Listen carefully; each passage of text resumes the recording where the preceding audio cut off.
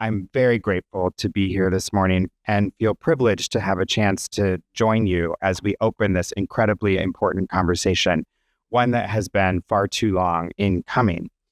I want to start by thanking all of our speakers and presenters. I know that they will frame this discussion in deeply personal and poignant terms, and that it will underscore the fierce urgency of this issue. I also, like Linda, want to thank Brent and the team at OJP, including Linda, as well as all of our federal partners for the work you're doing and the commitment you've made to find justice for missing and murdered Black women and girls. I know this audience needs no reminder of the devastating scale of this problem, but I think it's worth, at the start, laying out exactly why we're here and what we're up against. To begin, we have to acknowledge the disproportionate impact of violence in our country on Black women and girls. We know that Black women are murdered at rates far out of proportion of the rest of the American population. Research from Columbia University recently found that from 2019 to 2020, Black women were 6 times more likely to be murdered than their white peers. Depending on the state, that ratio was as high as 20 to 1.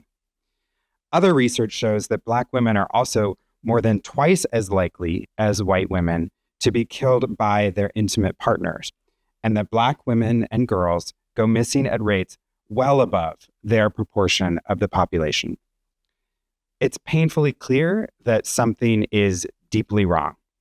And it's also critical that we take action to address the profound challenges facing Black women and girls. At the Department of Justice, we understand that we must be part of the solution, and we are stepping up our efforts. Through our Office on Violence Against Women, we are supporting a resource center focused on preventing and reducing homicides attributable to intimate partner violence, led by the Center for Justice Innovation, Esperanza United, and UJIMA, the National Resource Center on Violence Against Women in the Black Community.